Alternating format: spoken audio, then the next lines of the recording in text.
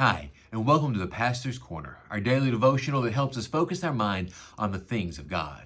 Right now, we are looking at several of Jesus' parables. I appreciate the break you let me have last week. There was just a lot going on with the funeral and some other things, and us trying to make some decisions around here.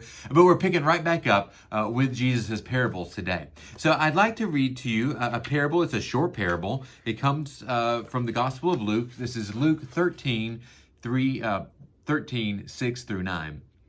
Then he told this parable. A man had a fig tree planted in his vineyard, and he came looking for fruit on it and found none.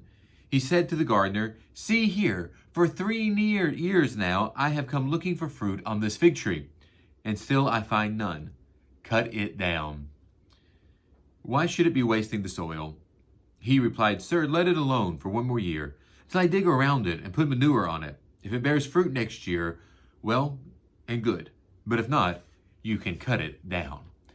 Dr. Callis, in his book Parables from the Backside, he says that this is a parable of another chance, of a second chance. Now what's interesting is the gardener and the owner of the tree are both after the same thing, right? They're both after fruit. They're both after life to come from this tree, and it's just not happening. It's just the gardener wants to be a little bit more patient with it. Wants to give the tree a second chance. Dr. Callis in his book points out how often do we want to rush to judgment? How often do we want to rush to say something needs to be given up on? He says this: perhaps this parable can teach us, among other things, that we often give up too easily, and that we assume too readily because circumstances are difficult, God must have ordained that the way to be. We give divine status to things as they are, thus increasing the power of the difficulties that confront us.